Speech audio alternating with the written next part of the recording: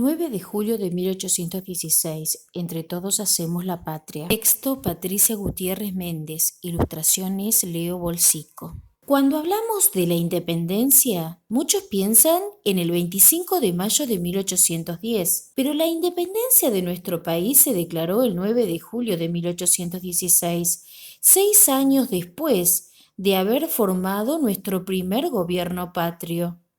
Para poder hablar de la independencia, tenemos que entender qué significa ser independientes. Pensemos primero qué es una persona independiente. Así podemos pensar luego qué es un país independiente. Ser independientes no es depender. Por ejemplo, cuando podemos atarnos solos los cordones, podemos lavarnos los dientes solos, cruzar la calle solos, bañarnos solos, leer solos, escribir solos o realizar cualquier actividad sin la necesidad de ayuda de otra persona, es decir, sin depender de otro que nos asista. Madre, vea, ya puedo leer sola. Ser independiente desde el punto de vista de un país es algo parecido.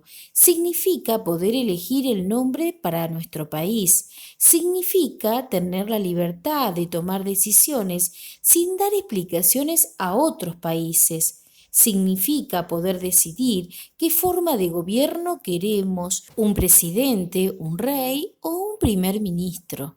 Significa poder elegir qué moneda queremos para nuestra economía o cómo dividir nuestro territorio. Significa poder elegir con qué otros países queremos comerciar y con quiénes no. Me parece que la moneda de nuestro país debería llamarse sol. Yo creo que debería llamarse real. Creo que la moneda debería ser llamada peso nacional. Nuestro país puede venderles trigo a su país. Nuestro país puede comprárselo. Antes de comenzar con la crónica acerca de cómo nuestro país consiguió la independencia el 9 de julio de 1816, necesitamos refrescar un poco la memoria sobre lo que pasó 6 años antes, aquel 25 de mayo de 1810. Comencemos recordando que nuestro territorio formaba parte del Virreinato del Río de la Plata, perteneciente al Reino de España, y que un emperador francés, Napoleón Bonaparte, encarceló al rey español, Fernando VII. A los criollos les pareció el momento ideal para formar un gobierno propio, ya que el rey que nos gobernaba no podía hacerlo.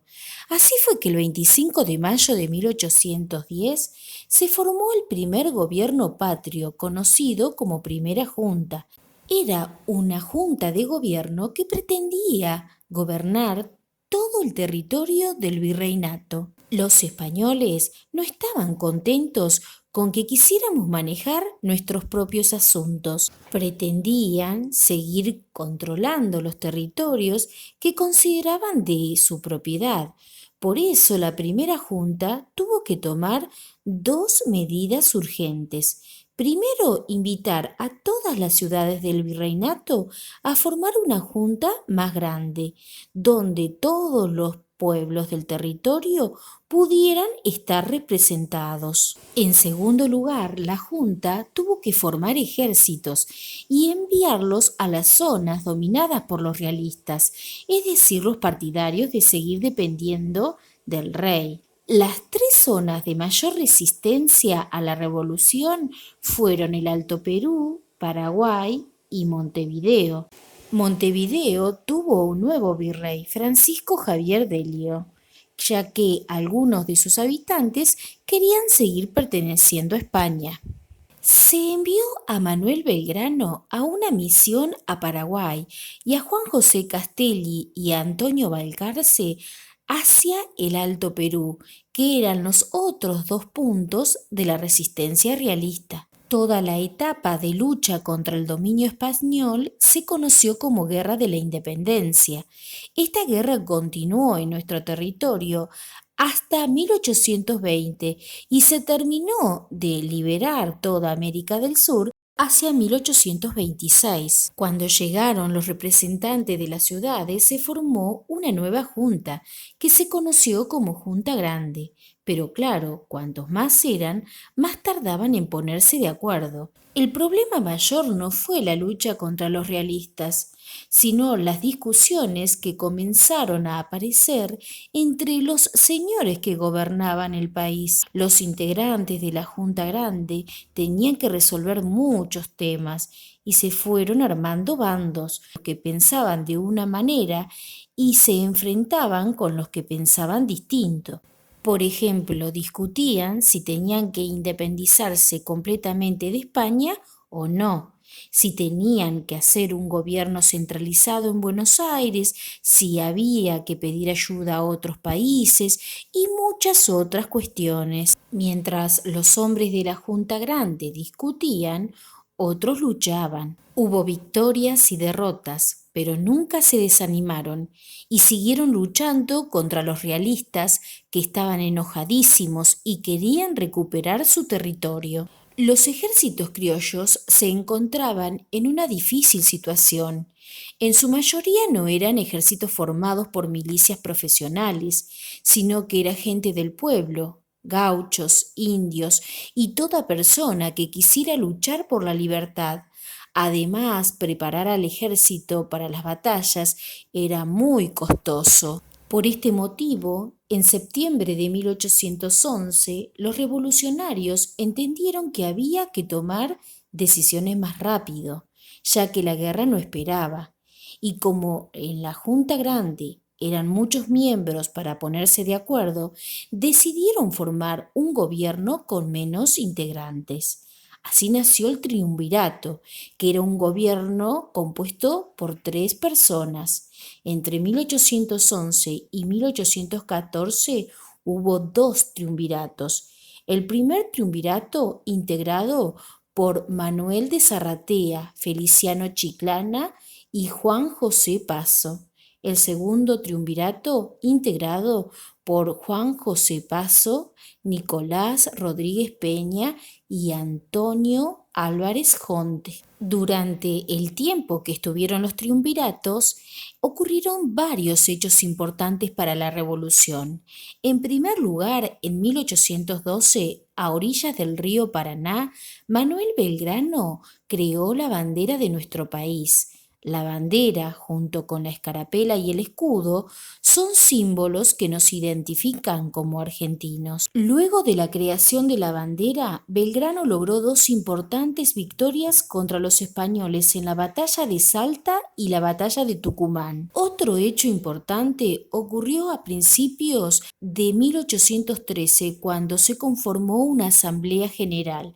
Ese fue el primer intento por organizar las ideas en una constitución. La constitución es el texto donde se reglamentan las leyes. Allí se indican los deberes y los derechos de los ciudadanos y de los gobernantes de un país. Si bien no se sancionó una constitución, se lograron importantes avances. Se eliminó toda referencia al rey Fernando VII, a un cautivo. Se estableció el himno y el escudo. Se prohibieron las torturas. Se eliminaron los títulos de nobleza.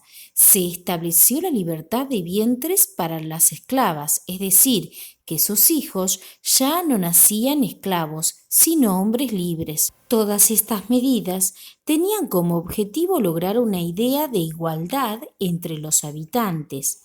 Durante este período apareció en la vida pública un personaje fundamental para nuestra patria, José de San Martín. El 3 de febrero de 1813, San Martín liberó el combate de San Lorenzo y salió victorioso. ¿Por qué fue importante este combate? Porque, como dijimos antes, en Montevideo había una fuerte presencia de los partidarios del rey español. Y la victoria de San Martín les quitó a los realistas la idea de entrar en nuestro territorio por el río Paraná o de bloquear nuestros puertos. Ese mismo año, 1813, Belgrano sufrió dos derrotas importantes que hicieron temblar a los revolucionarios, temerosos de perder todo lo que habían logrado hasta ese momento. Las batallas de Vilcapugio y Ayohuma. Estas batallas se liberaron en el Alto Perú, que si hacen memoria era uno de los lugares donde más fuerza tenía el ejército realista. Y aunque no lo crean, volvimos a cambiar de forma de gobierno. La Asamblea del año 13 decidió que el triunvirato ya no era la mejor forma para gobernar. Por eso, a partir de 1814, gobernaría una sola persona, como un presidente o un gobernador. En este caso se llamó director supremo. El primer director supremo fue Gervasio Posadas. Como verán, el camino a la independencia fue largo. Vean todas las cosas que ocurrieron hasta ahora y aún nos quedan 2 años para llegar a 1816. Hagamos una recapitulación de lo ocurrido hasta ahora, así no nos perdemos. En 1810 se produce la Revolución de Mayo, se conforma la primera junta y se llama a los representantes de las provincias a conformar una junta grande. En 1811 se crea el primer triunvirato. En 1812 Manuel Belgrano crea la bandera. En 1813 la Asamblea del año 13 realizó una serie de reformas. San Martín liberó la batalla de San Lorenzo y en 1814 se realizó el primer director supremo. Mientras tanto, en nuestro país, José de San Martín había quedado a cargo del Ejército del Norte tras la partida de Belgrano. En este ejército, que defendía lo que hoy es el norte de nuestro país, la actual Bolivia y parte de Perú, también luchó otro valiente héroe llamado Martín Miguel de Güemes. Güemes fue muy importante para la causa de la independencia, ya que él y sus gauchos fueron los encargados de defender la frontera norte a base de ataques sorpresivos a los enemigos. San Martín encontró una situación complicada y entendió que llegar al centro del control realista por el norte iba a ser imposible, pero él tenía otro plan. Decidió que la mejor manera de llegar a Lima, en Perú, era cruzar los Andes, liberar Chile y viajar en barco hasta Perú para terminar de romper las cadenas que nos seguían atando a los españoles. Para cumplir con este plan, San Martín necesitaba mucha gente, víveres, preparación y armas. ¿Ya llegamos a 1816? No, todavía nos falta un poco, pero nos vamos acercando. Estamos en enero de 1815. Hay un nuevo director supremo. ¿Otra vez cambiaron? Sí, cambiaron el director. Pero la forma de gobierno sigue siendo el directorio. Se sucedieron 2 directores supremos, Carlos de Alvear y José Ignacio Álvarez Thomas. Durante el directorio de Álvarez Thomas, el ejército del norte siguió luchando contra los españoles.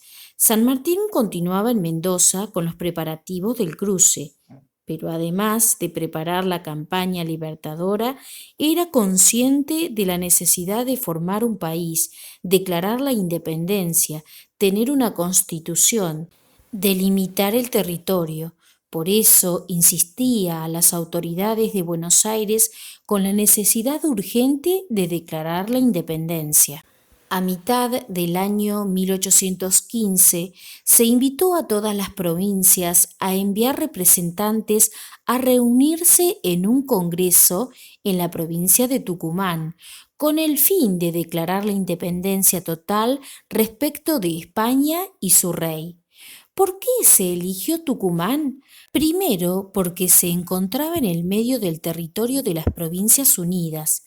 Además, como contábamos antes, algunas provincias se peleaban entre sí, y uno de los motivos de las peleas era que muchos creían que Buenos Aires quería centralizar todo el poder. Por eso, para evitar que pelearan, se decidió que en vez de reunirse en Buenos Aires, se reunieran en otra ciudad, en este caso, San Miguel de Tucumán. Los representantes fueron llegando procedentes de distintas provincias, pero no todos asistieron. Santa Fe, Entre Ríos, Corrientes, Misiones y la Banda Oriental, así como Paraguay y el Alto Perú, decidieron no mandar representantes por estar enemistados con el poder central.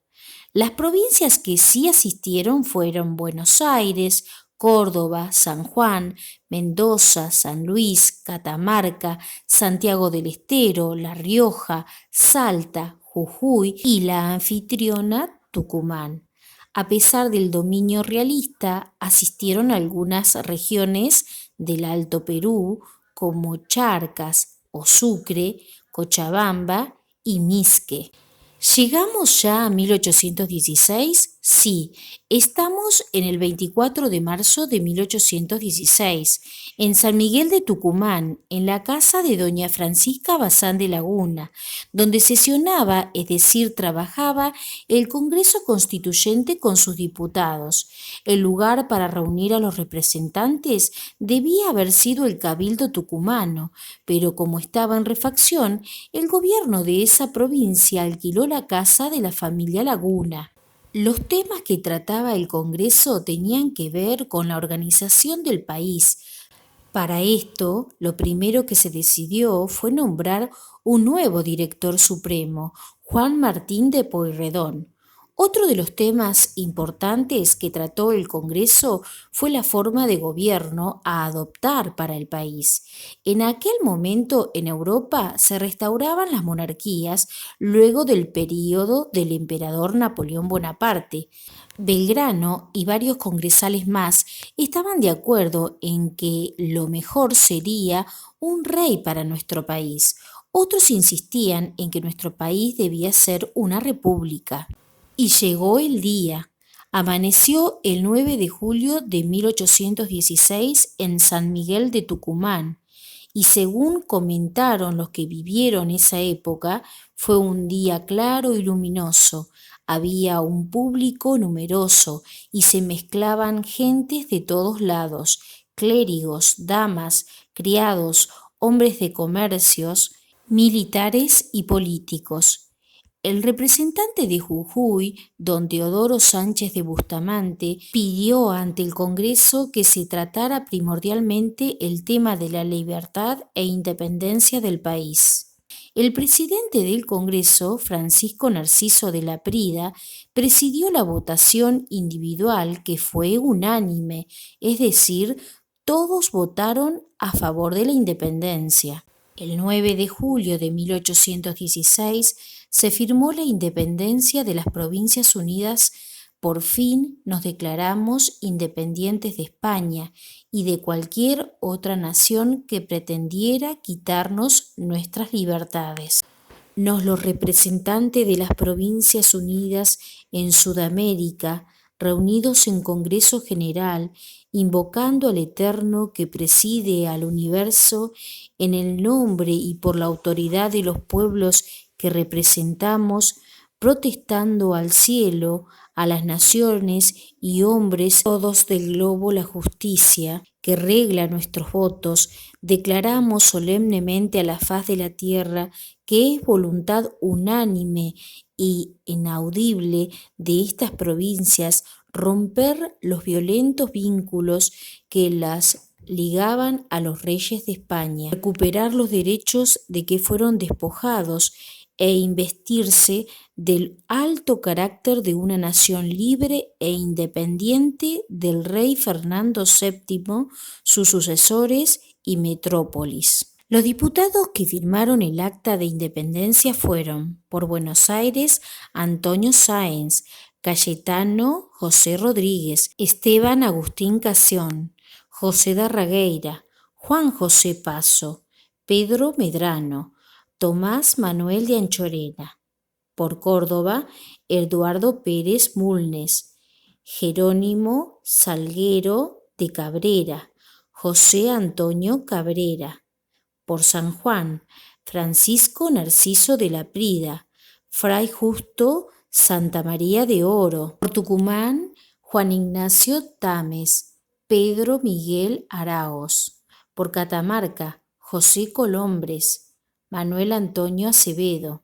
Por Mendoza, Juan Agustín Maza, Tomás Godoy Cruz. Por Charcas, José Mariano Serrano, José Severo Malavia, Mariano Sánchez de Loria. Por Salta, José Ignacio de Gorriti, Mariano Boedo. Por Chichas y Misque, José Andrés Pacheco de Melo, Pedro Ignacio Rivera. Por Santiago del Estero, Pedro Francisco de Uriarte, Pedro León Gallo. Por Jujuy, Teodoro Sánchez de Bustamante. Por La Rioja, Pedro Ignacio de Castro Barros. Al otro día de la declaración de la independencia, a las 9 de la mañana, los congresales se dirigieron al templo de San Francisco, donde el doctor Pedro Ignacio Castro Barros ofreció una misa. Al finalizar la misa, los congresales trabajaron en la casa del gobernador, porque en el salón de la casa de los Bazán estaban preparando el baile para los festejos. Se festejó bailando al ritmo de los violines y del pianoforte. Las damas lucieron sus mejores vestidos y los hombres sus impecables fraques, para honrar nuestra independencia. Al finalizar el Congreso y luego de haberse declarado la independencia de las Provincias Unidas del Sur, Juan Martín de Pueyrredón siguió siendo director supremo hasta 1819.